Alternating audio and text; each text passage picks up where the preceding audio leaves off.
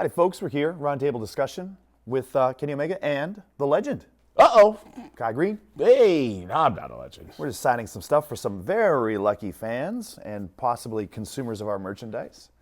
But we thought, why not have a little discussion with y'all at home? That's right. We wanted to talk with you guys and talk amongst ourselves. Yeah, get to know each other. Now we're going to be Absolutely. working together, and then we're on the same team. I don't know the first thing about you, Kai. You know what? Not even the first thing. You know what? I think this is a really welcomed exchange.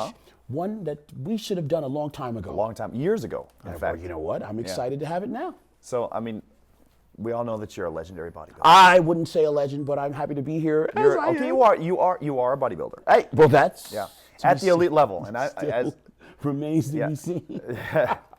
It does remain to be seen, but you've proven it without having to say any more than that. Oh, okay. So let's start with a bodybuilding question. You know, okay. Yeah, very bodybuilding centric question. Aha. Something I've really wanted to know ever since knowing about you and your lore and your upbringing and all your What a stories. Sophisticated word. I like that. I sounds think I want to important. know, and I think everyone wants to know how was it working on Stranger Things?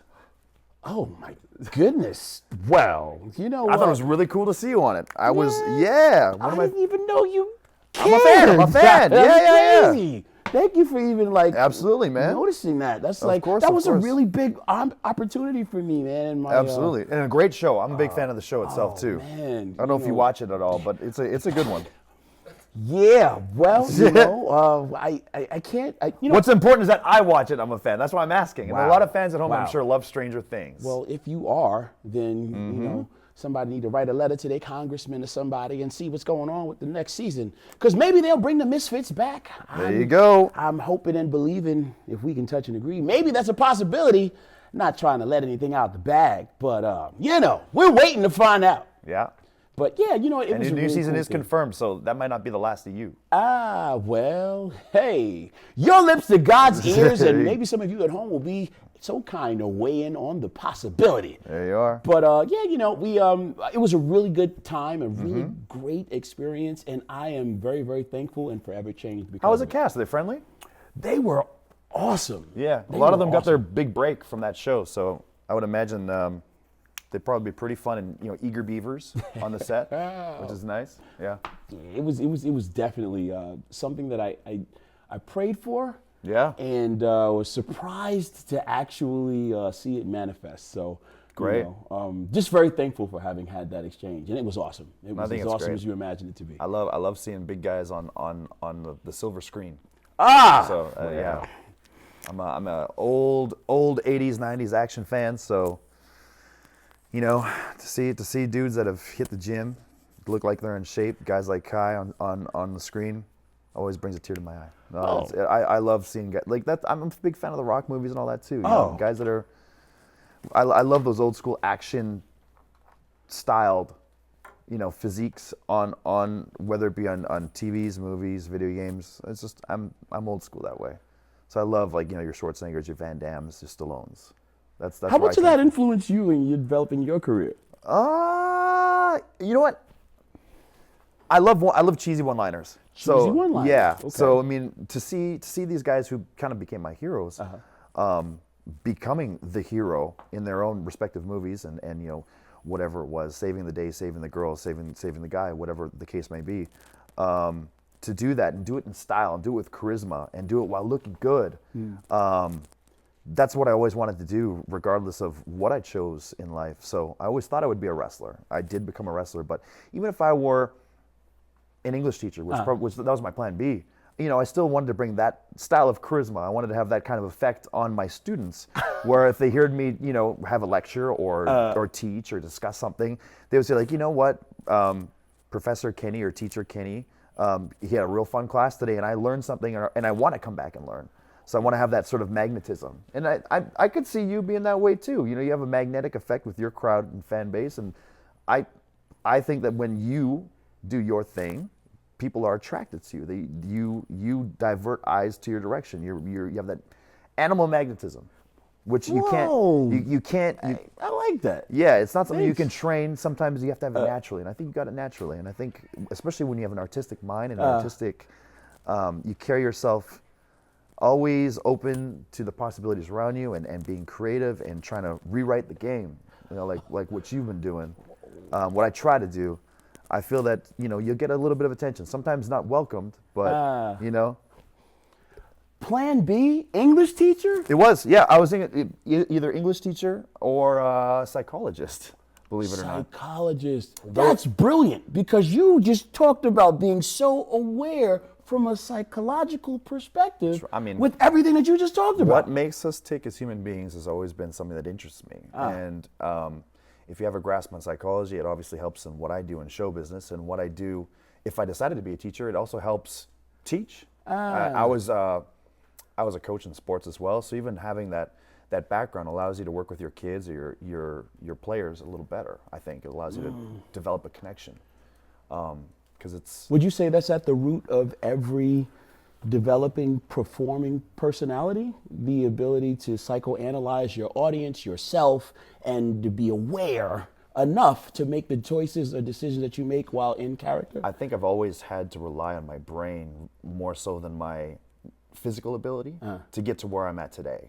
So even though I had an athletic background, even though I was gifted with certain tools that allowed me to keep up with the greater athletes in professional wrestling or hockey or beach volleyball or whatever it is that I did, I always felt that my ability to analyze and assess a situation and be able to react accordingly is what helped me bring myself to the top level.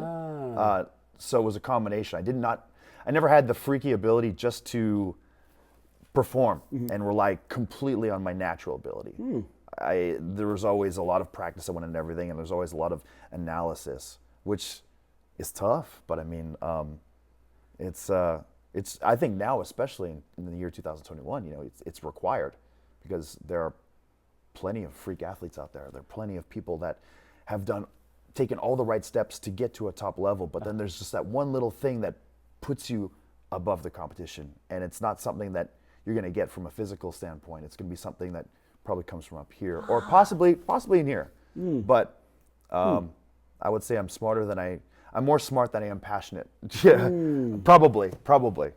So that means that you're saying right now, for everybody that's at home and has ever asked the question of how much is success, at your level for what you do, depending upon genetics. How much does genetics actually play in that? I think I just heard you say very little. It can only take you so far. It gives you a great jump start out of the gate. It might allow you to at least get yourself in a position where you can hang back a little bit and see everyone trying to catch up to you, and then make your next move from there. But if you're only relying 100% on your genetical ability, if you're only relying on your God-given gifts, or whatever training that it was that brought you to that level, and you kind of maintain that status quo, you're only going to go so far. Again, like back in the day, we're talking like way back, probably even before I was born, genetics played a much larger role, I think, in sports, even in other professions too. I mean, singers, actors. If you wanted to be in radio, for example, if you had that natural voice, that voice. Exactly. Sometimes that's all it took. If you had a wonderful, powerful voice in singing, if you could sing well, if you could hit, the highest of octaves, you probably had an opportunity to have a career. And now, if you are just well tuned in music in general, you could probably substitute whatever you're lacking in musical ability in your voice vocally, toss in some auto-tune, but if you got a great beat, if you got a great idea of how you want to compose that song, you can still be a megastar. And that's the reality of 2021, I think. And I think same goes for professional wrestling, which is what I do, same goes for bodybuilding, which is what you do, or acting, or gaming, my side projects and everything. You got to think outside the box, and you have to, in my opinion, and in my experience. Well, your opinion is important. That's why we interviewed you. It might be important just for this question, but I've had to look for whatever advantage I could get in whatever way that I could strategize my way to put myself above the next person who's fighting tooth and nail for that spot. Which again, I think that goes hand in hand with what you do in bodybuilding. What is it that you found yourself doing to really put yourself above the competition when you knew that they were going to be doing everything that they could to rely on their gifts and to bring their best package to the stage? Oh, you know what? I think after listening to you right now, I think honestly, you just like shine some light on a lot of things that I might have just been in the dark about, you know? Because people will talk forever about, genetics, but a lot less conversation has actually, been devoted to the concept of desire. And I think with listening to what you just said, there's a lot revealed about why that desire component is so important. I think some would say enough that if you have desire, at least, then you're capable of having everything else that you need or enough of what you need to advance and excel at anything, whether it's wrestling, boxing, or in this case, as you were relating to my experience with competitive bodybuilding. I'm going to piggyback on that to answer the question that you just asked. Totally fine. And that is the wraps up a nice little package. The point being strategy. Yeah. I think without necessarily understanding at another time in my life what the strategical component would need to be in an effort to overcome some of the obstacles and challenges that were certainly seemingly insurmountable at different times.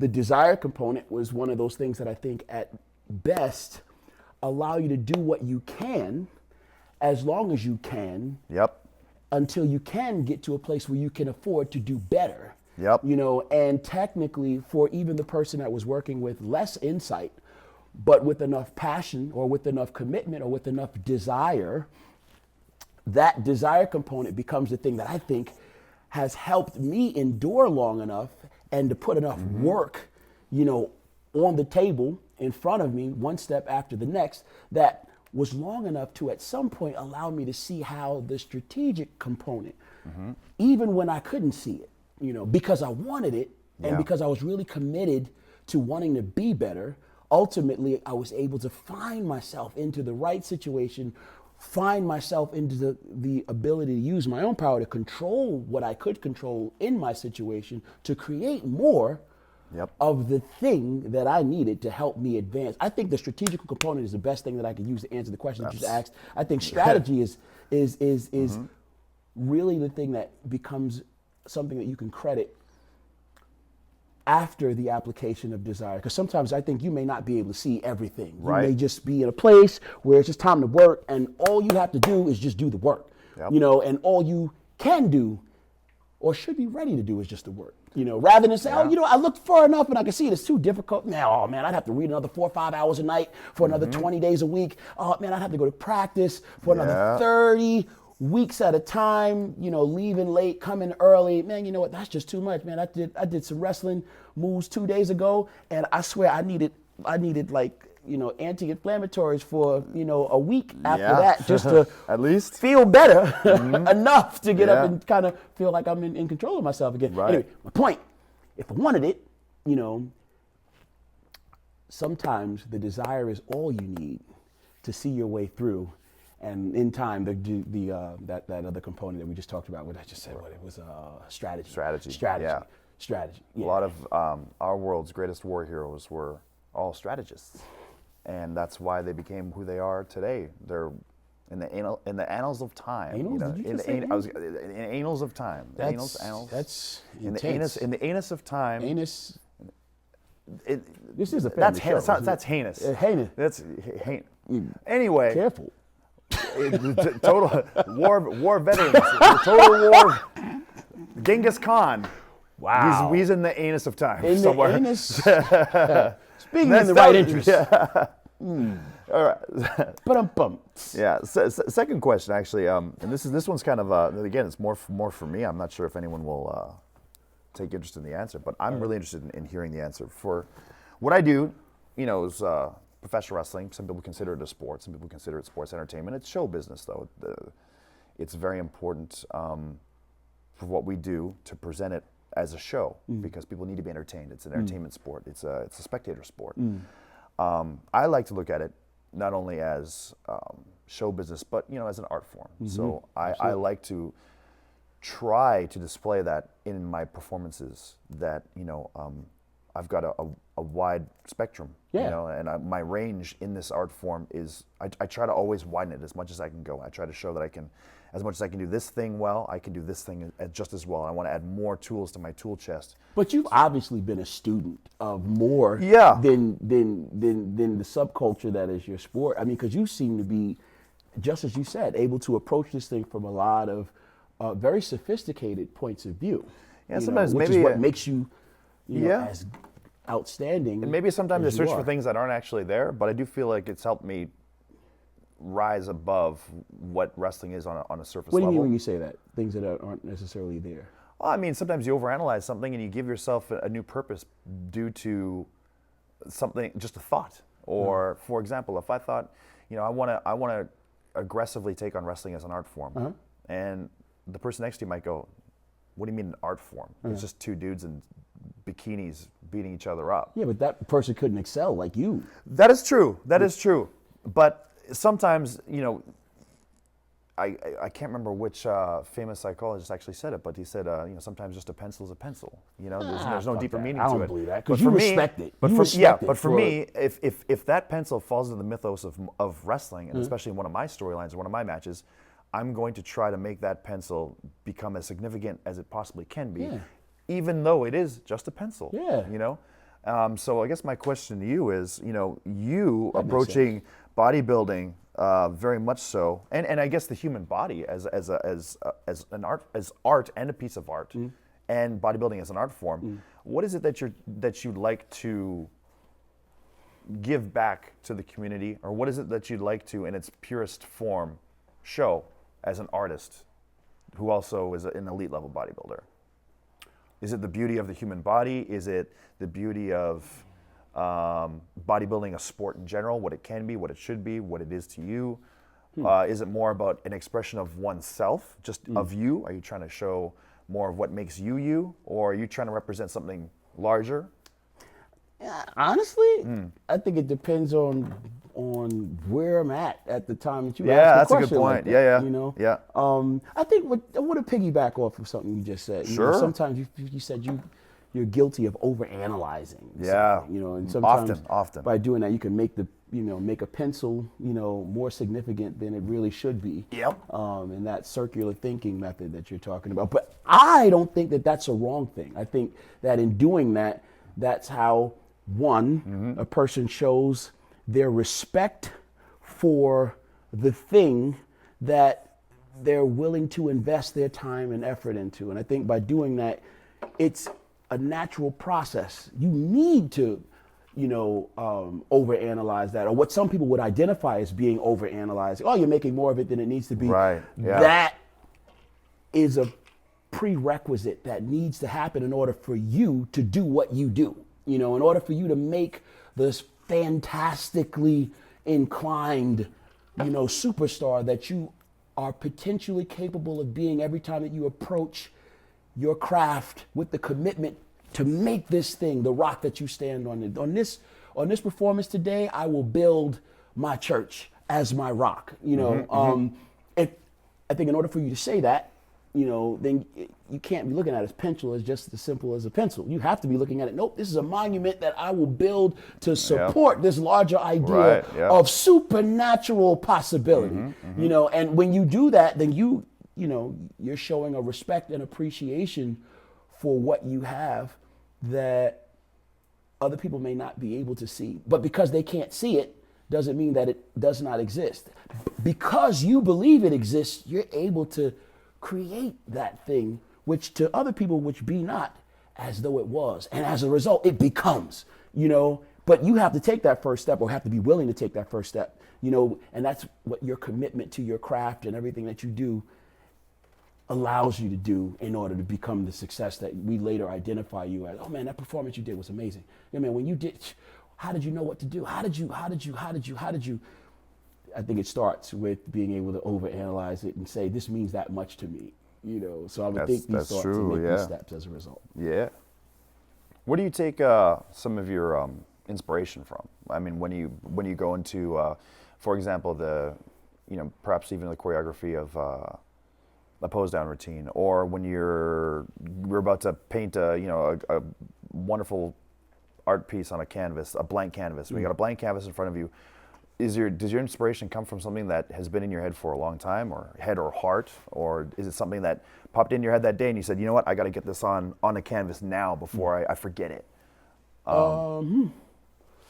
Man, I think of myself as being like a storehouse of just, potential, and everything that we do becomes an opportunity to express this potential that is limitless. That's true. You know, so when I walk into a situation and I'm looking around saying, yo, man, I can't do this. Yo, man, I don't know anybody in this room. I'm nervous. Oh, man, I got a scar on my face. Oh, man, I'm too ugly. Man, my nose is too, I'm too short. I can't. Wait, hold on, stop. Wait a minute. The necessary steps to put those things where they need to be, which is down somewhere where they can't be seen. So I can now step up and tap into those other things that are available to me because I'm now not allowing myself to be held back by the nonsense that I've probably downloaded and processed over the years that technically doesn't speak to my larger credit and certainly stands in the way of my ability to be in command and in touch with more stuff, more opportunity than I would otherwise be if I allowed myself to be shackled by those negative thoughts and ideas. So I just see myself as being like,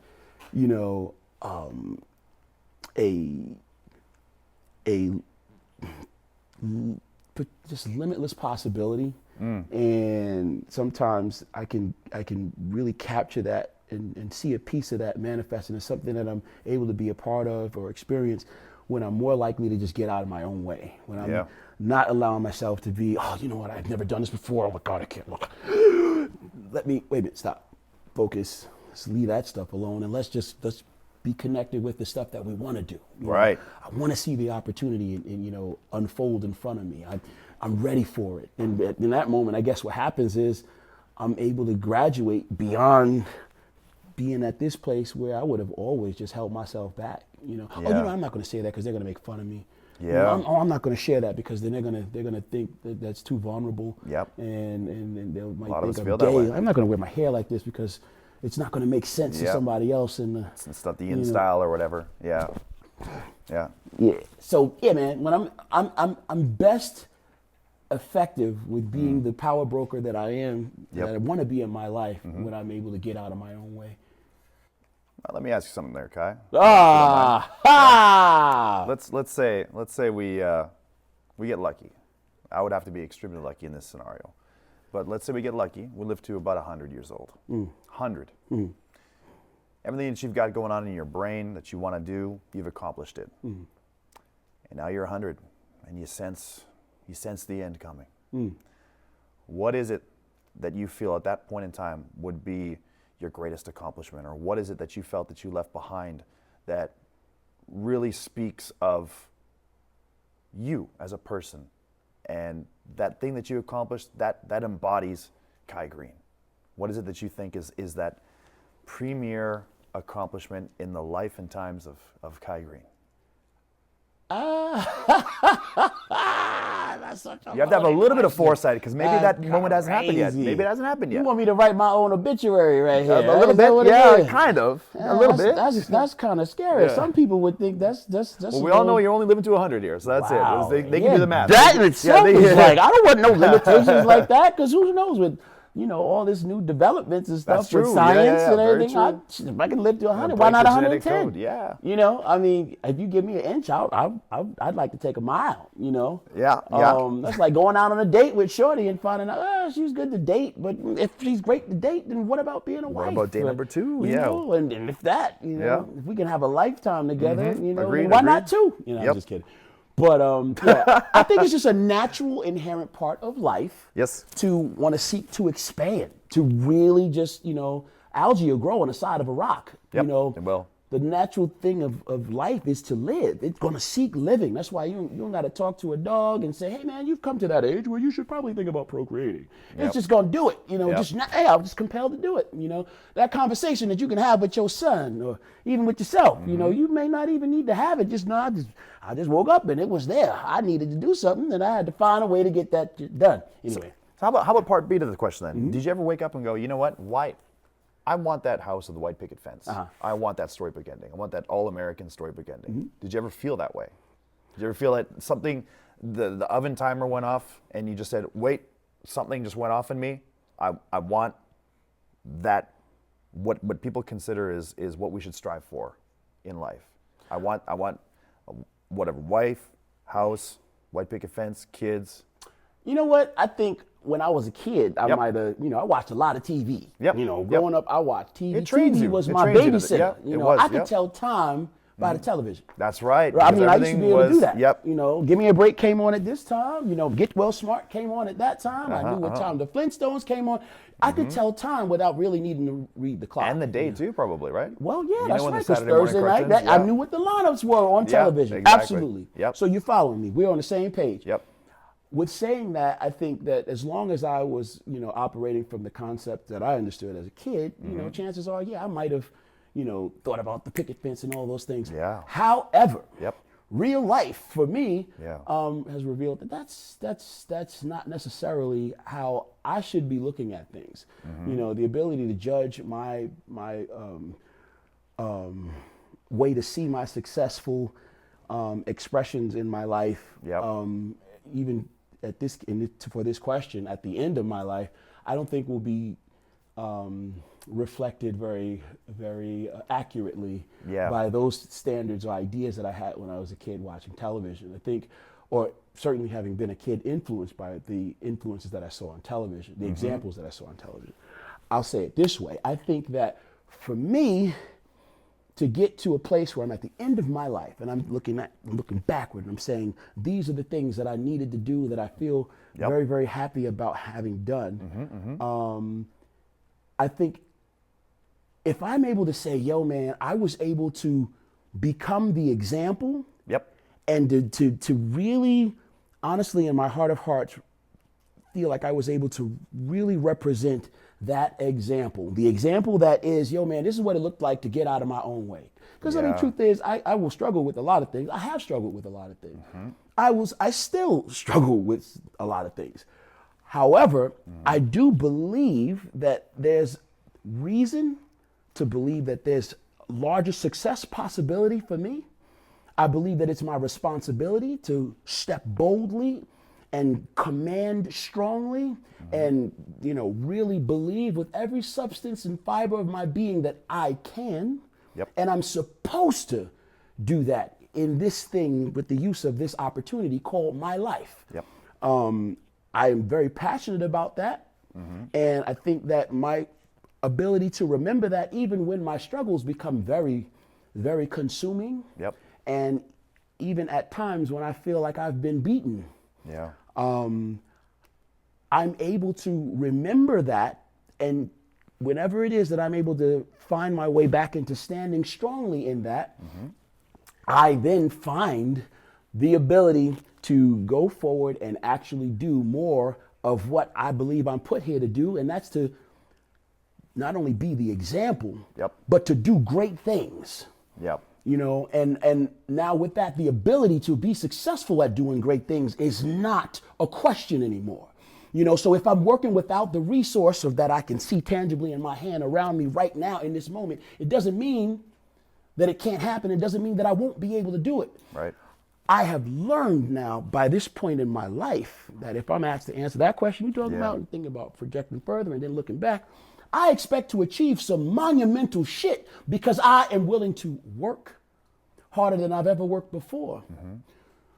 Because it's my responsibility to do it now. So I am expecting great things. My sitting here with you right now on this camera is not by accident. Not for you. Oh, right. Nor for me. These guys set it up. That's why. Well, you know what? And believe it or not, beyond, there's even much more divine purpose. Of course. That is being realized in the moment that we're touching and agreeing right now, whether or not you know my last name or not. You get what I'm saying? Anybody out there that is where they are hearing what I'm saying, they may say, this guy is crazy. I get it. He's gay and he's crazy. Something's wrong with him. Yeah, I knew something was wrong with him. That's why he didn't do this, and that's why he didn't do that, and that's why his career failed. I am so passionate in this moment. It is crazy. there's a lot of shit that I'm supposed to do. Yeah. There's a lot of shit that I'm gonna do. Yep. Just gonna do it. Right. Just gonna get it done. You just waiting for that scent? I ain't waiting for shit. Follow the I ain't waiting for no? shit. Yeah. I'm not waiting for nothing. I'm working as we speak. Yeah. You There know, we go. and because that's so, I'm able to speak in this moment. Those things which be not as though they were, I'm gonna say boldly. Yep. With confidence. Why? Because I'm willing to do the work. And when you don't see me working, I'm still working. Yeah. When you don't see me and you don't hear me, because I believe in what I'm sharing with you right now. So if we're talking about 100 years, looking back and say, hey, so, you know, this is what I accomplished. If I'm able to say, yeah, man, I recognize my responsibility to be the example of what it looked like to get out of my own way. We can pray for shit all day. We can say, oh, man, I wish somebody would allow me. Oh, God, if you would just give me this opportunity. Whether you pray to Jehovah, Allah, Buddha, whatever, whoever you call them. My point is that there are times when we pray for stuff, we ask for it, and then we kind of wait for it. We Ask and you wait. Or we don't receive. Yeah. You know, because we That's the expecting somebody reality. else to do something else. Yeah. I'm totally decided to do the work that I'm supposed to do. I accept it, even the uncomfortableness that comes along with it. Oh, there's always going to be uncomfortable parts of the journey. And I mean, there's no ever blueprint, or there's no archetype for what builds a champion. There's no set of instructions you follow to say, this is what you got to do to be the top at what you do. This is what you got to do to set an example, to be an example. But I think if you have a mindset like that, like what you're saying, where you're always hungry, you're always willing to put in the work, you're always willing to search out your purpose in life, then how could you be destined for anything other than something better than what you are today? It's not by and I think accident that's when you get it. always the best journey to embark upon, in my opinion.